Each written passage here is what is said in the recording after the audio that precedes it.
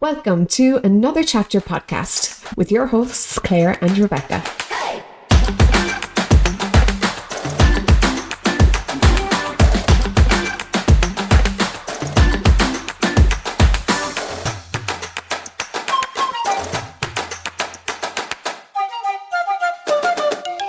Do you love books? Well, you've come to the right place. Join us as we discuss all things books.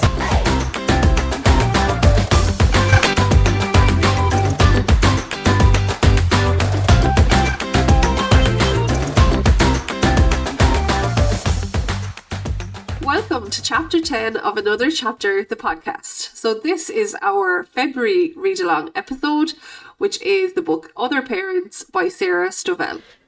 When picking our read-along books, we go in blind. Apart from what's stated in the blurb, we do not know anything about what the topics are within the book. There may be sensitive topics discussed throughout the course of the podcast, and we hope that the books we choose to read spark many a conversation, maybe not just between us, but between you and your friends and family members too. Both Rebecca and I can only speak from our own experiences and therefore will not be able to make personally informed statements on everything that arises. All we can offer are our honest opinions and those of our followers who have willingly engaged in discussion around these books, and we want to assure you that anything that's ever said will never come from a place of malice, nor would it ever be our intention to cause offence to anyone. When we set out to make a podcast, we wanted to ensure it was a safe and positive place, and we hope that this comes through to you all as you listen to what we have to say. So Rebecca, do you want to explain for anyone that's unfamiliar how our read-along episodes work? Perfect. So the way our episodes for the read-alongs have been working all along and will be is as follows. So firstly, we have a spoiler-free section, which is this one, where we tell you who chose the book, why we chose it, and we give a vague outline of what happens in the book. So the second section of the podcast will be separated with a brief little jingle, and after that we will get into the details of the book. So this will be full of spoilers. So if you haven't read the book yet, then take this as your advance warning to stop listening when you get to that point, but you're safe until then. So the read-along, we are all reading the same book for the month, and this one was Other Parents. And at the end of the month then we put up question boxes and polls on our Instagram, as well as opening up a group chat to anyone who is interested in joining. So this month's book, who chose it? It was Claire. So do you want to tell us, Claire, why you chose Other Parents? Yeah, so this had popped up for me a couple of times on BorrowBox as a book that I might enjoy. And when we look for a read-along book, we tend to try and find something that has topical issues that would kind of spark a bit of conversation between people, and this kind of looked like it would fit the bill. So even on the very front cover, they all have opinions, they all have secrets. It was easy enough. I think we both decided quite quickly that we'd go with it and that we were happy to pick this based on what we were kind of reading. Yeah, so before we head into the next section, we will read out the blurb at the back. So if you haven't read the book and you want to get an idea about whether this book is for you or not. Right. In a small town like West Burnridge, it's impossible to keep a secret. Rachel Saunders knows gossip is the price you pay for a rural lifestyle and outstanding schools. The latest town scandal is her divorce and her new girlfriend. Laura Spence lives in a bedsit on the wrong side of town. She and her son Jake don't really belong, and his violent tantrums are threatening to expose the very thing she's trying to hide. Hang on a second, is her son called Max? Yeah. What did you say there? It said she and her son Jake. Huh? Don't really belong. I thought her son was called Max. He is called Max. How did they get... Yeah, dragging Max along the pavement like a poor exhausted puppy. The book is wrong. The back of the book is wrong. I'll have a look on Goodreads there. Okay. That's gas. I've never come across something like that before. Yeah, she and her son Jake don't really belong, and his violent tantrums are threatening to expose the very thing she's trying to hide. How did I not spot that until now? Oh, the blurb on Goodreads is Jake as well? Yeah.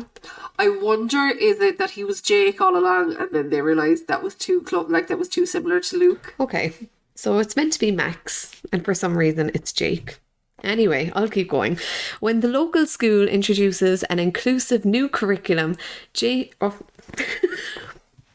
When the local school introduces an inclusive new curriculum, I can't- how did that happen? How is this after being printed like that? Oh God, Jake. Okay. Right, let's just move on now from this mind-blowing piece of information. When the local school introduces an inclusive new curriculum, Rachel and Laura find themselves on the opposite sides of a fearsome debate. But when you have your nose in everyone else's business, you can miss what is happening in your own home. So that's the blurb at the back of the book. The child's name is Max. Yeah. Yeah, I think we're both a bit baffled about that. Yeah, like it does. The blurb is... It gives as much information as you can, but I suppose one thing is, like, you find out when you start reading it is there is more than two narrators, which I was a bit surprised about, because I assumed based off of the blurb that there was only going to be two.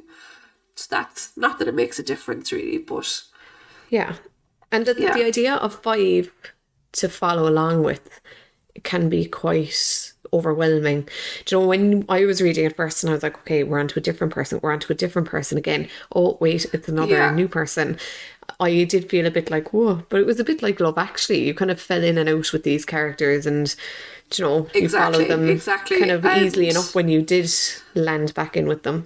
Yeah, and it definitely adds to the overall kind of speed of the book. Yes. Yeah, absolutely. So usually then at this point we kind of have a quick chat about whether we would recommend this book to someone who hasn't read it. And I suppose from my point of view, sometimes I think when you look too deeply into a book, it can affect your enjoyment of it overall.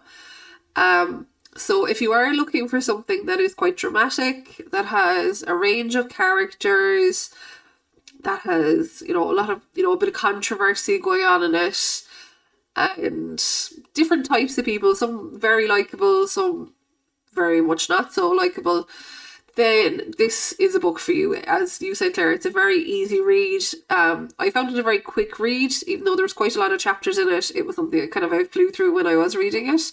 And the narration is done quite well. We both listened to parts of it on audio as well. So if that sounds like it's up your street, then absolutely go for it.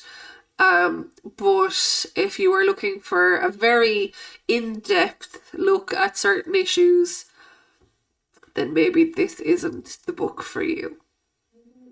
Is that fair? A fair comment? Yeah, I think so. I think it was nice. It was pacey.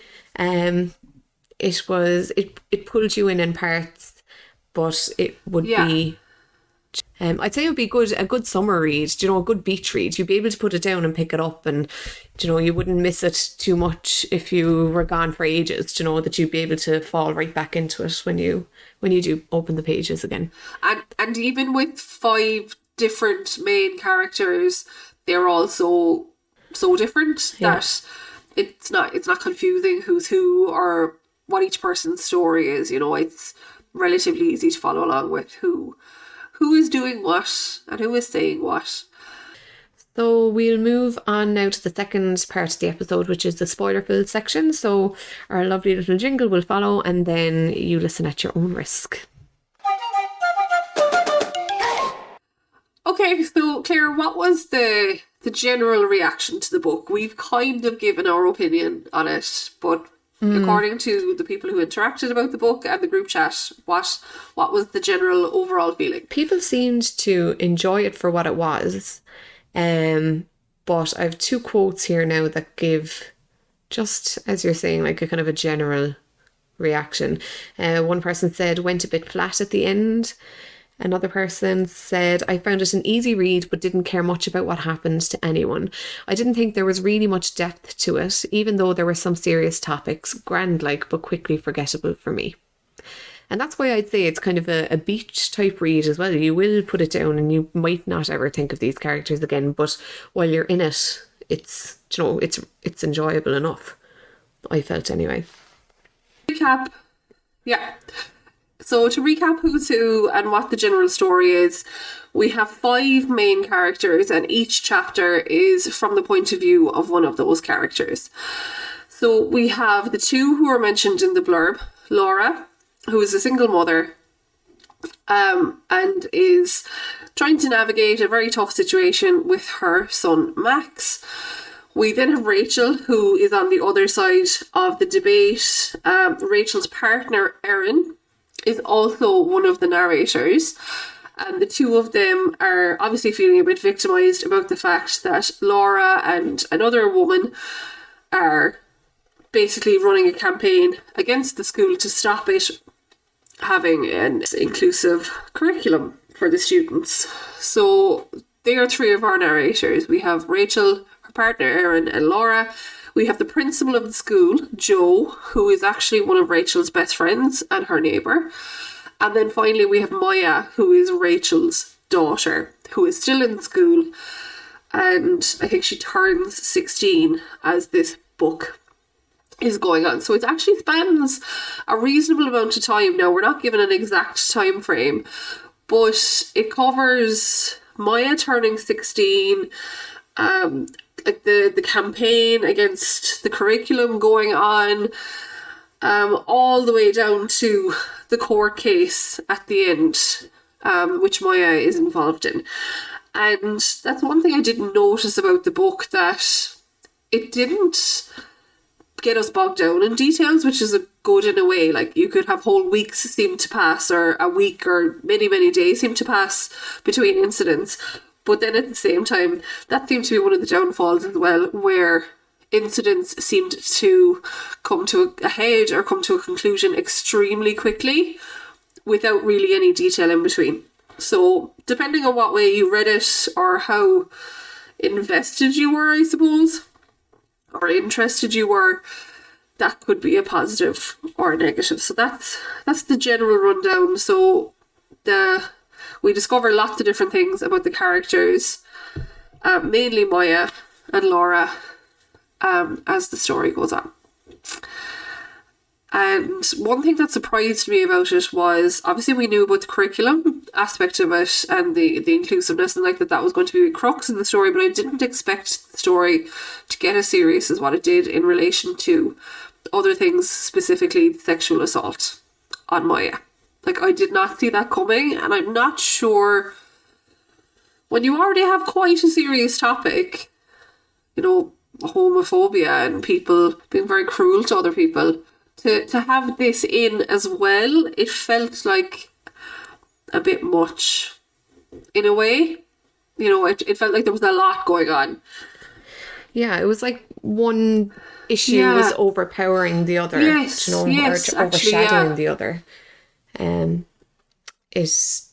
It kind of took the focus away from what we had thought we were walking into. So we thought that the topic of, you know, opposition to LGBTQIA plus education would be an interesting one to discuss, and then it was kind of sideballed with Maya's storyline. And obviously, like, these things coexist in real life and everything, but I don't know if we really got to experience how the characters all genuinely felt given the weight of their storylines. Yes, that's a very good way to put it, actually. Yeah, they were very weighty storylines. And like we'll say, Laura, we discovered, you know, relatively early in the book that she is a sex worker, and that is what she is doing to try and keep herself and her son afloat. That's how she's bringing money in.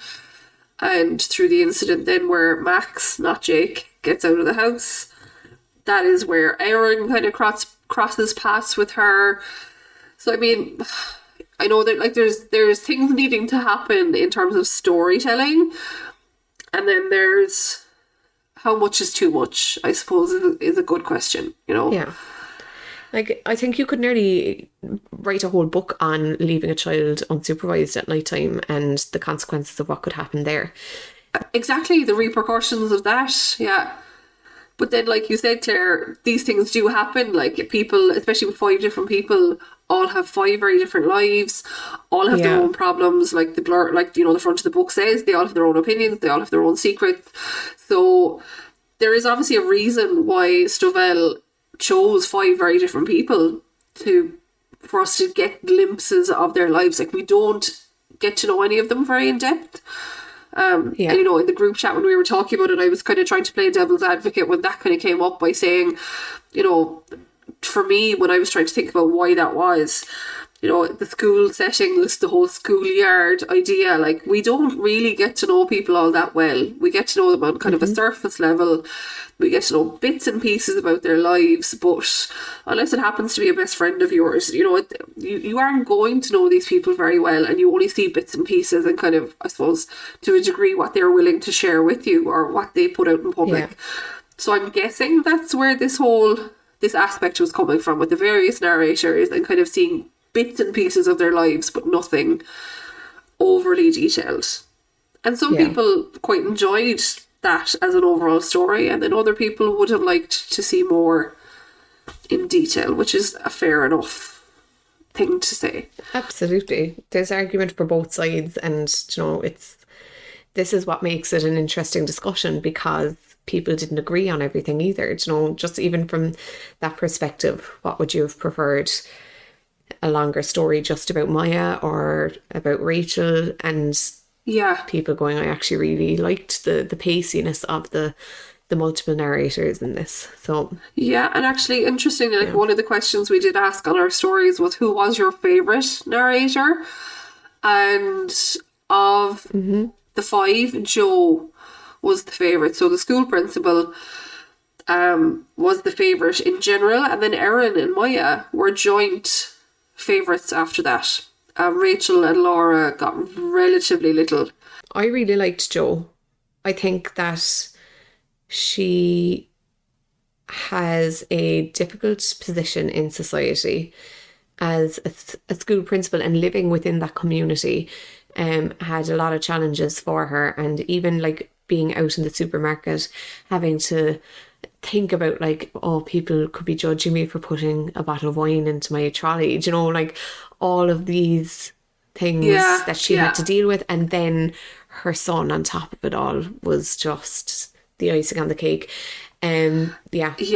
She was, I found her morally interesting, if that would sit well. Yes, and what I found especially interesting about her was the fact that there was such a clear emphasis put on her thoughts about situations versus what she was actually able to say and what she did say in situations, because of her role as the principal. So I felt like she was the one for me that was most, by her circumstances, she had no choice but to be like very much one way in, you know, inside of her, and a very different way kind of her public persona.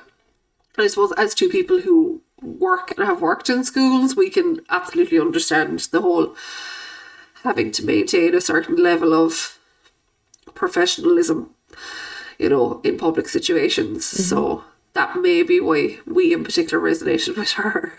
Yeah, there's a quote here that someone put in there was a question put up. Various characters had many inner thoughts that they didn't express out loud. Comment on who stood out to you in this way. And someone said, Jo's social standing, can't always say what she wants or how she feels because she is the principal in the community. We often have to be really careful of what we say and how we present ourselves to the world when we are teachers. Have to be extra careful at times in ways that other people don't need to be within their careers. Should your job dictate how you should behave outside of working hours? And actually that leads in kind of nicely to one of our hot topics that we kind of felt came up, was that, like, the judgment or people's assumptions about others. That was a big thread running through this. And actually, when I was tabbing the book, you know, I don't know how I'm going to tab it until I start reading it. But what I found myself doing was that I tabbed a different colour each time one of our main characters or main narrators made an assumption or a comment about someone else. And there was a lot. So nearly every time we met one of these characters, they said something or thought something about someone else, something that we may or may not have known to be true, depending on what information we had about them. But you just knew, even by the way it was phrased, that they were assuming or presuming something about this other person. So that was definitely a big part of this book. Which is very interesting because it's true. We only see so much, even online, and as you say, like in the school environment, as students and as parents and adults and stuff, we only get a snippet of people's lives and their experiences. And we can be very quick to make assumptions and judgments. And I know, like, I'm very quick to make assumptions and judgments and kind of put people, be like, oh my God, they have it amazing, like they're on this holiday, or God, she's so good at doing that work or whatever. And they might actually really be struggling with different elements of life that we just don't get the opportunity to observe. So it really shows like how socially we are very quick to make these assumptions on people, and they're usually not accurate, or inaccurate would be the right word there, Claire. Yeah. A lot of the assumptions or the judgments that were being made in this book were about women's issues to a degree. So like we had, Laura as being a single mom and a sex worker, that both aspects, she was very much judged on them, and presumptions were made about her ability to be a good mother and so on. Rachel was questioned, or people commented about the fact that she was making money off of other people's poverty. She left her husband for another woman. Her sexuality was very much in question. And the fact she was quite a powerful person, she made a lot of money, like people didn't seem to like her for that reason. No, it was just interesting that Maya was someone who was very vocal about the fact that her mother benefited off the poverty of others. She saw it for what it was, in a sense. Like she said something in it which stuck with me, which was where, now obviously I'm paraphrasing now, but something along the lines that instead of telling these people stories for them, she should be facilitating them to tell their stories themselves. So she's, she shouldn't be their voice. She should be facilitating them people having their own voices, which is a very, very valid point. Yeah, there was a point actually in the book where Erin, I think, walked into the house, into her and Rachel's home, and said something about a staircase, and it was something along the lines of that would have been the servants' stairwell in a previous kind of time or whatever. So that kind of gave me a greater impression on just how wealthy this family was. And just the even at times when Maya was like, I'll go to Vienna, like I'm going to go there, that's where I'm going to go study. There wasn't even a question of could that be too expensive? And then for her to be profiting off of the poverty of others. And I think it's interesting as well, and I don't know if this is something that anybody else picked up on, but the school itself seemed to be like a middle to upper class school. People that attended seemed to be quite wealthy, and the PTA were looking for all this money to come in, expecting this money to be brought in. And Laura, for me, really stood out as the absolute opposite of the social class and setting to the rest of these families. And a part of me was wondering, like, how that happened, if that makes sense.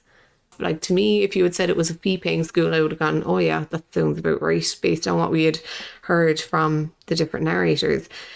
So I found it interesting. She can't afford a babysitter, but she's able to send Max or Jake to this school where everyone's giving these big massive donations and stuff. Like, so social class definitely came into it as well. Like part of the debate, or part of the kind of undercurrent that was running through this story was Laura v Rachel.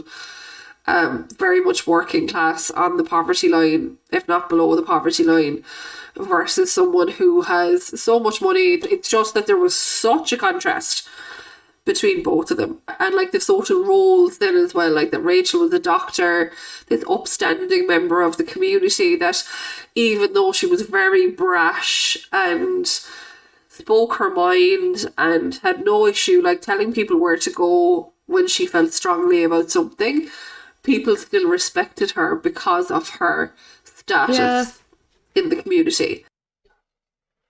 Which is interesting, because if you compare that to Jo, then she would not have gotten away with speaking the way that Rachel did. You know, Rachel said things, she said a lot of things actually, a lot of them very funny, but also very like passive aggressive in a way. Yeah, that you'd wonder, perhaps the fact that she's not a general practitioner, that she's no longer practicing as a GP, that she got away with saying these things to other people because she wasn't anybody's actual doctor, whereas Jo was people's principal. Another thing that was a big part of this, just bringing again back to kind of the judgments and the assumptions about others, Maya. So obviously Maya was kind of discovering herself. It was, you know, in a way this was kind of a coming of age story for her. And she was trying to navigate the divorce with her parents, them separating, you know, living in different places, her mother's new relationship with someone of the same sex, plus her having her first boyfriend, her first sexual experiences. Like, so she had a lot going on in this. And then for people to, like, the assumptions that they were making about her, we have a quote here that others murmured darkly how everyone at the high school knew Maya Kernick slept with any boy who asked her. You know, and this presumption, just because she was finding herself as a young woman, that meant she was easy or was sleeping around. You know, that's what she was dealing with, as well as all her, you know, going on in her personal and her family life. Yeah. You know, and it's too common a theme, yeah. I found her a character that as a character, I found her really interesting because she had an awful lot to contend with growing up and, you know, during this kind of coming of age time. Like, she walked in on her mother on the kitchen floor. That's something, you know, all that kind of stuff. Yeah, it's really hard. And I think in a way it made me consider, like, that we grew up in a time, and I know that we mentioned this previously, where we didn't have an awful lot of knowledge about LGBTQIA issues. We had no social media. There was none of this. And I think that it kind of gave us just a little bit of an insight into just how complicated it can be now to be a teenager in a modern world, where there are loads of complex issues happening at once, and you're trying to figure out who you are and where you fit and how you feel about different things. And like, it's quite common for teenagers to explore their sexuality and to figure out where they fit into the scheme of things here. I'd say it must have been very difficult for a teenage girl to see that happening with her parent, when she had assumed in a way that she was living in a very stable family life. So if there was a bit of tension or whatever, she might not have picked up on it. And all of a sudden her world has been rocked by not just one issue, but a second one on top of it. And it was kind of a like it or lump it thing. The way that it was kind of brought across to me anyway, her mom was kind of saying, this is just the way that it is. She kind of has to get over it, which is absolutely acceptable too, because that is part and parcel of it. Plus, it was depicted in a way where we saw that Rachel had put her happiness on hold for so long that she just couldn't, she had to prioritise her own well-being for a while and put herself first, and that is 100% commendable. And there is no rule book for doing these kinds of things either. Like, there is no right or wrong way to do something like this, because you don't know until you introduce a new relationship or, you know, explain your sexuality, you know, if that's what needs to be done. Like, you don't know there is no right or wrong way to do any of that. Like, and it's what's right or what feels right for your situation at that particular moment in time. So it's very much about navigating it as it happens. Which It is was what interesting she too did. to just look at it and consider how it might not be as acceptable for older people, and I don't mean older people, but as in like people 30s, 40s, beyond, to come out as gay or bi or anything else, when these people Yeah. would have lived and grown up in an age where it still wasn't acceptable to come out and say these things. You know, they might have felt some kind of social judgment depending Yeah. on their own personal circumstances and stuff. Some people don't genuinely realise their orientation or fully understand it until they are a bit older. Yeah. You know, that is quite common. And it takes a lot of maturity to figure yourself out. And I think people mature at different Yeah, ages and yeah. stages, and this is where we can see that that's happening. And given the knowledge that young people are equipped with now, I Yeah. think that sometimes they might find it baffling to think Yeah. that this also applies to other generations apart from their own, if that Yeah. makes any sense. Because I know of plenty of people that never came out because of the time they grew up in, or you know, that it was the right thing to do to get married and have kids and lead a quote unquote acceptable lifestyle. So yeah, that I found that interesting, you know. And you see, I suppose even now when we're thinking, like, as we're discussing this now, I realise how much we took from this, you know, that we actually did get an awful lot from the book, in the sense that it did make us think about a lot of different things, which was obviously the point. Even if overall we were like, oh well, maybe things were a bit quick for our liking, we still did actually have to think about a lot of different issues in this, or were made aware, you know, even in a peripheral kind of way, of lots of different things, which is not a bad thing either. Yeah, and perhaps we weren't provided with a load of information so that we could just sit back and kind of go, as a general concept, what do we think of this? Yeah. Yes, that's a very valid point, actually. Yeah, making us think about it, because we only have. There we go. There we go. Miggledy will have to watch us back. So I suppose one of the big main issue in the book, especially in the latter part of it, was the sexual assault on Maya. So we are introduced to Luke, Joe's son. He comes back from London, there had been a bit of a kind of a mix up at work, is almost how he presents it to his mom, that he'd gone home with a girl. He vaguely remembered something kind of happening, you know, they were kissing and there was some touching, and then all of a sudden he knows nothing except that she's accusing him of sexually assaulting her, and he has come home because he's been put on leave from work. And like, Claire, did you think at that point in the story, when that's all we knew about Luke, did you think it was right? Did you know how the story was going to pan out, in the sense that that aspect of it was going to affect our characters in the story? I kind of thought it was just kind of a curveball thrown in for Jo, you know, how was she going to deal with that situation? I didn't expect at that point that it was going to turn into a worse situation than what it was. I thought that there would be more to it than what met the eye there. And I think that the reason why I felt that was because he was so flippant about what actually had happened. Like, the solicitor's letter came in the door, and only then did he seem to even slightly break out in a sweat.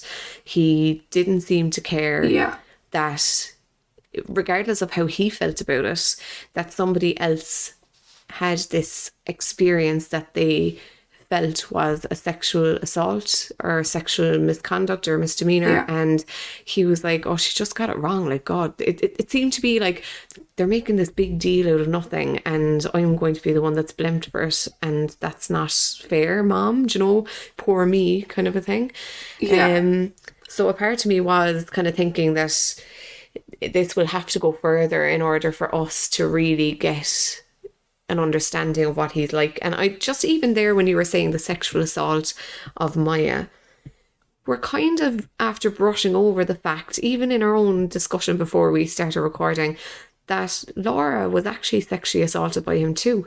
She had photos of herself taken. Without her consent, of herself being tied up and strangled.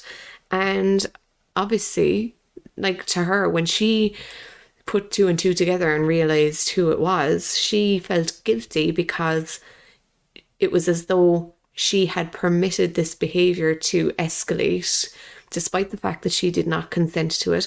We see a scene in the book where she very adamantly tells an anonymous character, who obviously is Luke, that she does not want him to come and see her again, because of the way that he has behaved. And consequently we all put two and two together, and I don't think we're jumping to any conclusions when we say it's four and that Luke was the person. Maya found the photos on her phone, and she also, upon realisation of it, knew that Laura had not consented to this kind of behaviour, regardless of what kind of line of work she was in. That's it. She knew that it was wrong and that it hadn't happened. It's another judgment thing there, or kind of an assumption to a degree that it was kind of from Laura's point of view, like that she was, well, this is an occupational hazard as such, that what I'm saying is that's almost, it seems like that's how Laura felt, that even though she wasn't happy about the situation, and it was a very traumatic situation to be in, that, oh, this is the line of work I'm in, and at least now I've told him not to come back, so, hopefully that awful thing won't happen to me again, which is a terrible mindset. Interestingly enough, too, she couldn't really report it. She couldn't actually really go about reporting this because she would have brought light onto the fact that she was working as a sex worker. So there's a lot of there's a very tangled web there for Laura. I think. Her issues are actually more complex the more we discuss them. It's more than just trying to provide for her child. She's knotted up in stuff that she can't necessarily get out of because of the fact that she does this kind of work, and she couldn't go to the police because she had left her child at home alone, and she knew that if she had said that they would have automatically viewed her situation as being one of neglect. And then she couldn't go to the police about the assault because her income and her line of work would have been called into question. And there was just this domino effect for Laura where the odds were kind of stacked against her. And it was just trauma upon trauma upon trauma, where it was all adding. They were all adding to each other, and as you said, she just couldn't get out of any of it without everything falling down around her. So it's interesting that it wasn't just Maya, And you can kind of see then at the end how she just kind of held her hands up and went, "You take Max, you do what I can't do," because I'd say she couldn't see a way out. And there was a quote that we had that said, Laura says at the end that happiness only happened to other people. And that's there was that moment of hope where she felt she might be able to get out of the situation when she was talking to the social worker, and that she might be able to get help and herself and Max. But then almost immediately that bubble burst, and she was like, no, that I can never have that happiness that other people have. And she felt that way because of her social circumstances and her lack of money and her lack of resources, which is awful. And I know some people in the chat kind of felt like she gave up too easily, but I kind of felt like it was realistic in the sense I could see why she would automatically default to the negative, even though she had done everything up to that point to keep Max with her and to keep him safe. It had just gotten to a point where she was like, I finally realised that I have to let Drew take him, or hope he will take him, in order to get things sorted out, as much as that must have broken her heart. So it was a very sad ending for her. Everybody in her society, I suppose, she was probably judged the harshest out of the whole lot. People thought that she wasn't a good enough mother. They looked at the bruises on his body and assumed that she was the one that was hurting him, in spite of the fact that she was saying that he throws these tantrums. We live in a really confined space. He hurts himself. They see these tantrums happening out and about, and it's like they... in school. And we are told about them numerous times. So it's not as if it's an unbelievable thing. Now, obviously, child protection, you have to look into issues such as bruising and stuff like that, but it's as though she just has completely given up hope. Nobody trusts me as a mother. I can't even trust myself to look after my son because he went missing. I can't even go to the guards for help or the police for help because of my line of work. I can't report a sexual assault at work because of the type of work that I'm in. It just seems like she just literally had no choice but to kind of to hand him over, which I can actually I can't even imagine. I'd say it is heartbreaking to have to come to the conclusion, or to feel like, whether she was right or wrong, that her son was better off outside of her care. Especially after everything they had been through. Like, that was a horrible decision to have to make, but she did it. So, I suppose depending on your point of view, you're either looking at it as her giving up, or her actually having incredible strength to do what needs to be done. Yeah. To get him back properly and get them into a better position. Yeah, and it is hard to see where his dad, who had nothing to do with him for 6 years, is he 6? Just swoops in, and all of a sudden, I can't wait to go see daddy. And I know that obviously does happen, where the parent that is seen less often is often put up on a pedestal by a child. But it just how quickly, and I think this comes back again to the pace of the book and how quickly things unravelled.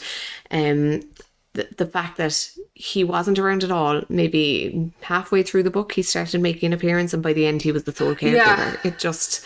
It was very, very quick. But again, when you think about it, we'll say, if you think about the school gate, we'll say if you were looking at that situation from the outside, it is quite possible you would only kind of find out that Max's dad was back in his life and only be aware of him having been around for a short time before all of a sudden he's in his life fully. That is, kind of from an outsider point of view, that can often be the way things happen.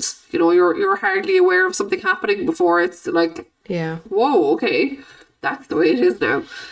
So I feel like that is what this book is doing. But we are also just happening to see some of her inner thoughts about the situation then as well. Yeah. So that's true. One of the things that came up in the group chat, which there was a lot of discussion about, was kind of nature versus nurture. I suppose kind of leading on a little bit there from the whole idea of raising a family and so on. How did Jo's son end up the way he did? Because she seems like a very straightforward person, a very honest person when she can be. She seems like a very logical and kind of coherent person, and a decent person from what we can tell. So how did Luke end up being a sexual predator, basically? That was an interesting conversation, definitely. The discussion kind of came up, and it centred around the idea of pornography and the consequences that it can have. So there can be unrealistic expectations on both parties as a result of having watched porn. And someone said porn is how Luke ended up the way he is. Porn and entitlement. Yeah. So, the entitlement thing definitely comes across for Luke, because is it Jo herself makes a comment early on in the story that he was basically moving to London expecting people to just give him a job in TV, and that she was like, well, he's going to learn the lesson that that's not how it works, but he needs to learn that lesson for himself, because he won't listen to anyone, that life isn't as easy as that. Yeah. So you get that impression from him as a character, well, from what we hear of him as a character quite early on, that he just has this total life should fall at my feet mindset. When Laura asks him to stop visiting her, as a client at work, he doesn't seem to really get what the problem is. Like, she's obviously very upset after the way he has assaulted her at work. And I can't remember what his exact words are, but he's just like, oh, like, what's your problem? Basically, it was just whatever way he put it, like, oh, it was nothing, like, what are you upset about? But obviously at the time we don't know that that's him. That we see that same reaction when there's an issue with the girl at work too. So he doesn't seem to believe that he does any wrong, I think. Yeah. And it's very hard as moms to imagine that that's how your child could be, and for Jo to have rang the police at the end when she realised that he had assaulted Maya says a lot. One of the questions we asked was, were people surprised that Jo had rang the police, and would you have called the police on your son if you were Jo? And one thing that someone said was, I wasn't surprised she rang the police, as I felt she knew deep down the allegations were true about the first girl Luke was accused of sexually assaulting. And that was something she was not going to stand by. She was always going to do the right thing. It's a horrendous situation to be in as a parent, to have to deal with any sort of an allegation against your child. Yeah. And then to realise that the allegations are true, and what do you do? Like, how do you react to that situation? Because, like, he possibly wouldn't have gone to court only for her ringing. Ringing. She kind of made the call on that, and it's as a result of her calling it in first day. That's why everything kind of spiraled the way that it did. Yeah. And Rachel also made a phone call at the end.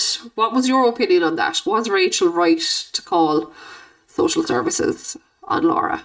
I don't know. That's a really, really hard question, because I think we'll all have our own moral opinion on this. Like, the child, I feel, should not have been left unsupervised at night time. That's, she was automatically making him extremely vulnerable, particularly given the nature of his behaviour. I feel like any unannounced changes or unexpected changes would have caused panic and some form of tantrum or meltdown for Max. And then to put him in this situation where he could any day of the week wake up and find himself home alone, and like, he's only a baby. How is he meant to know what he should do or where he should go?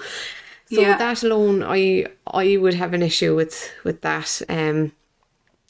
He was fine in the end. He was very lucky he was found by Aaron. He was lucky he was found when he was found.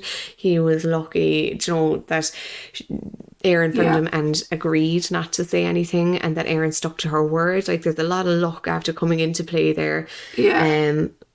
She obviously felt that Laura was extremely genuine in her concern, and the fact that she wouldn't ring an ambulance kind of struck Aaron as, obviously, there's something more to this than what she knew of.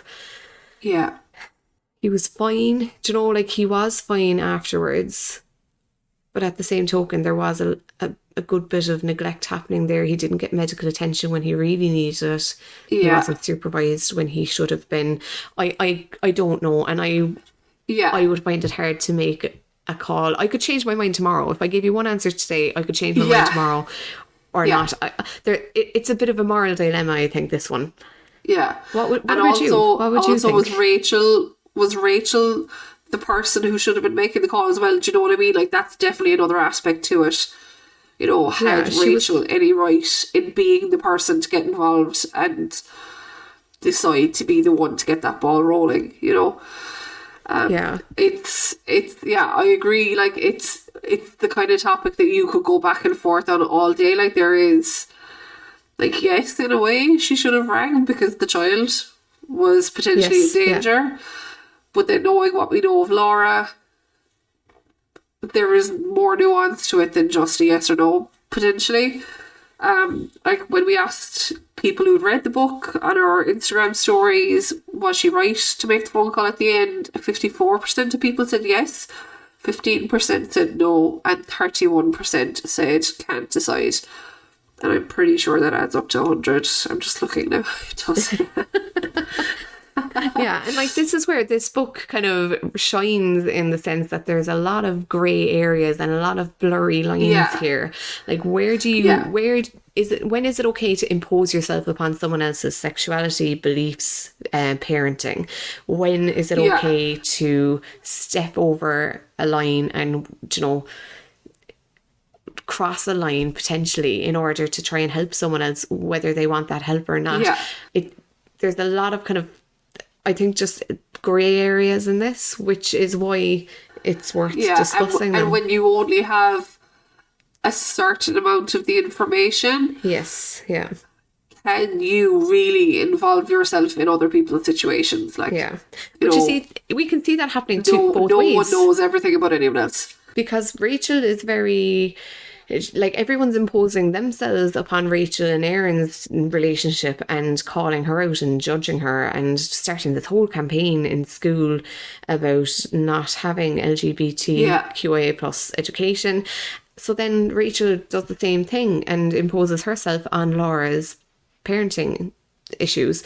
So, like, it's tit for tat across the board. And I wonder, does this come in a way to kind of resemble that kind of bickering, that the schoolgirl bickering that happens in a school environment, where the whole school year thing, things are getting petty, do you know, like, I'm going to tell on you because you told on me, I'm going to do this to you because you did that to me.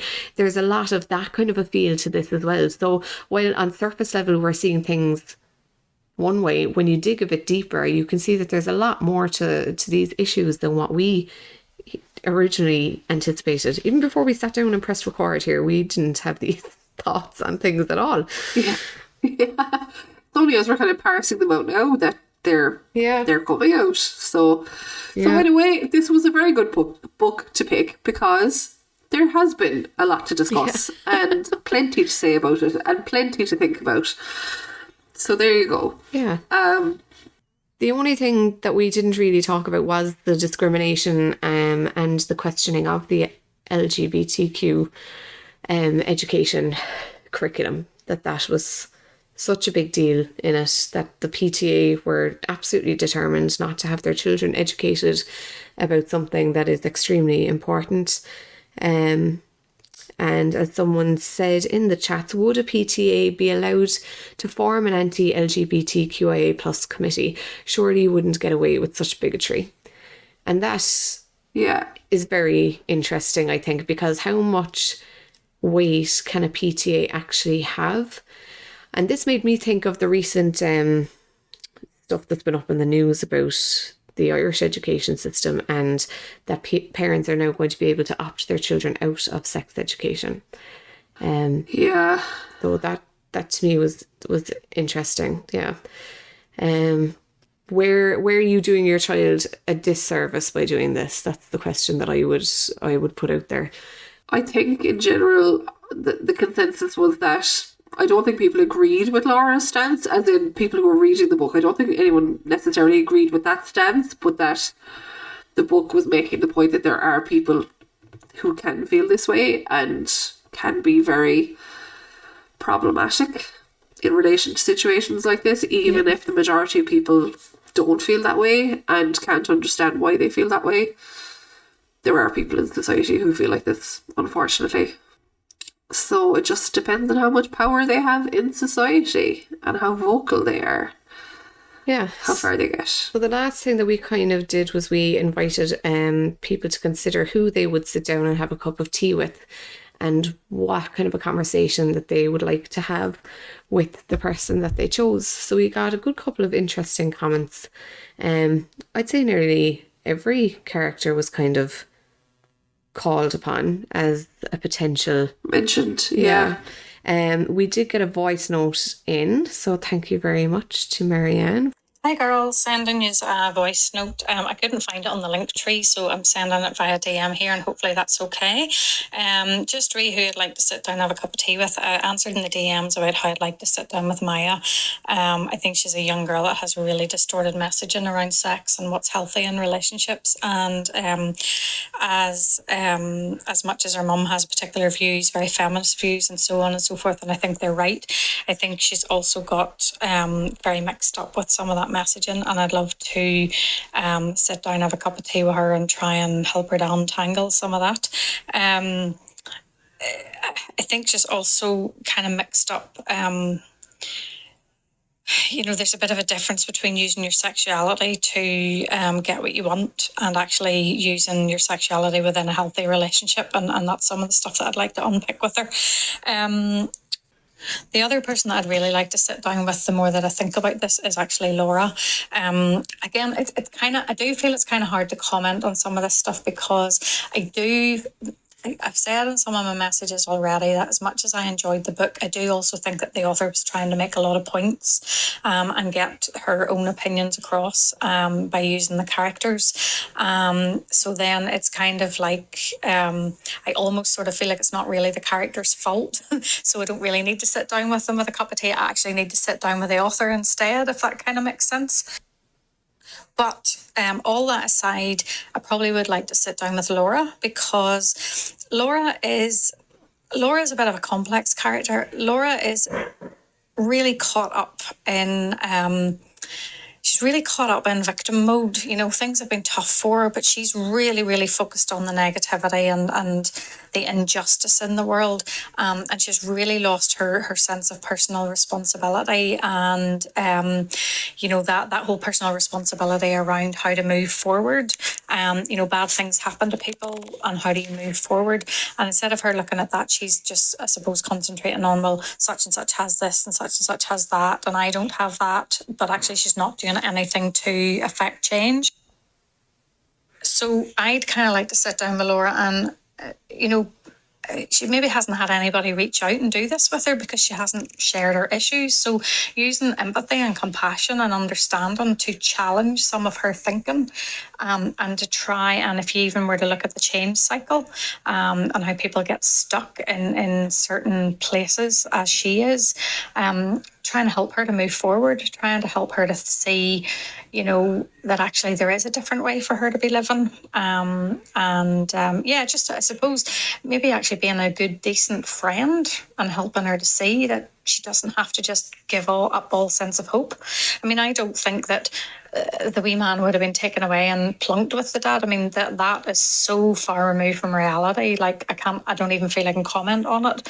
It just wouldn't happen that way in real life. But there is a sense that Laura has just given up and thinks that there's no other option for her. And I'd like her to see that actually there is.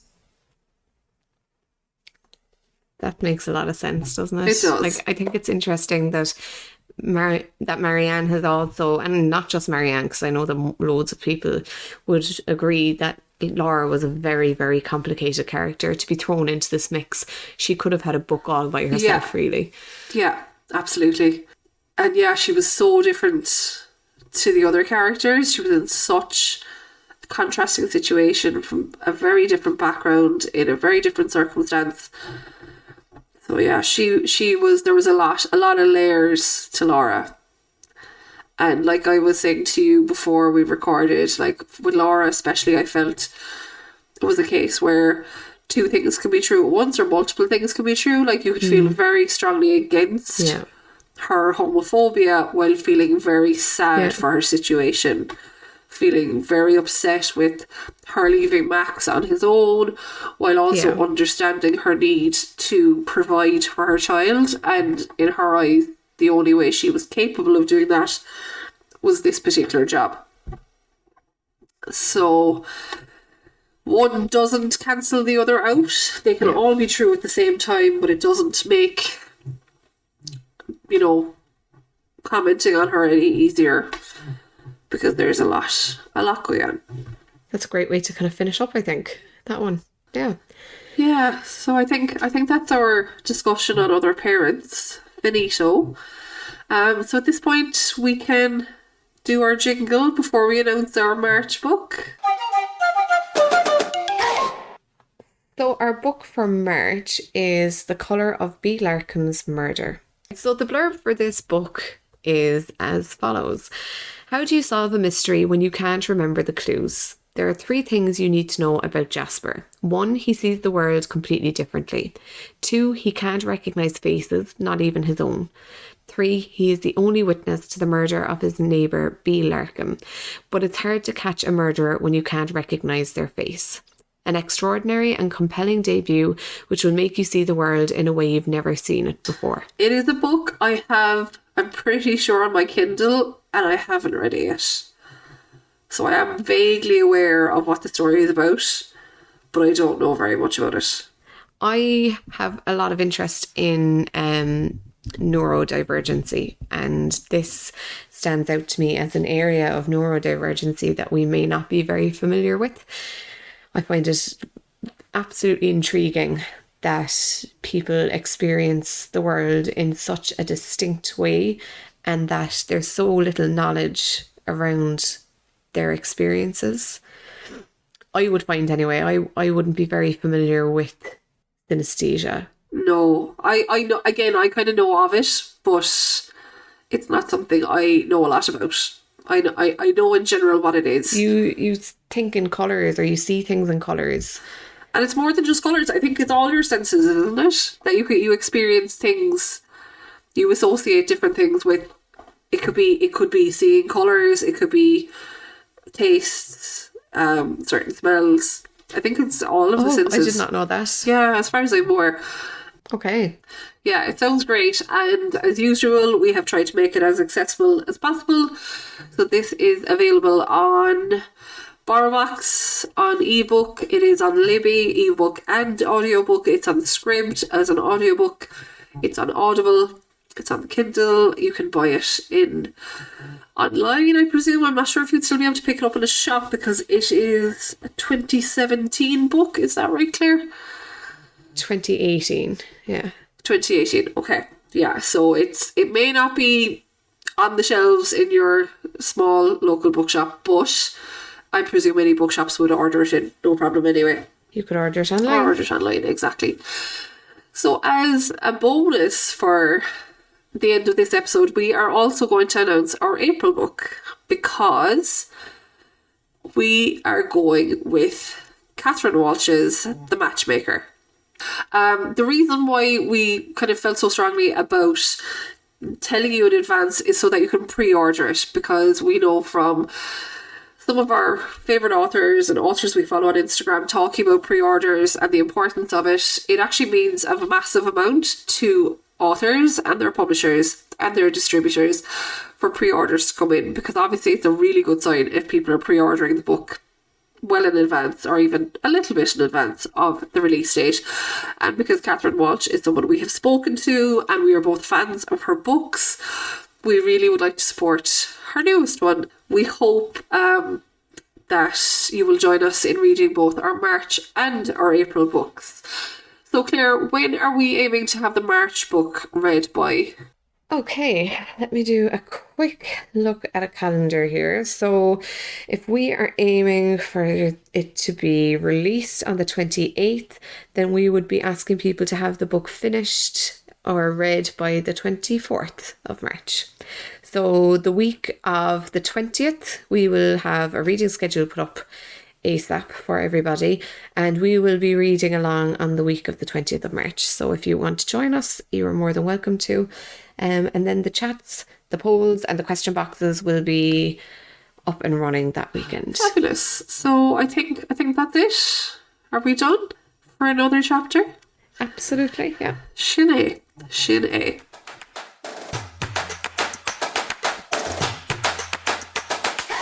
Thank you so much for listening to this edition of Another Chapter podcast. Don't forget to subscribe, like and share to keep the book conversation going. Thank you to Helen Becerra for the graphics, Mark Neville for the mixing, and to each of our contributors. Music is Make It Work by All Good Folks. Don't forget to follow along on Instagram at Another Chapter Podcast. We'll see you there.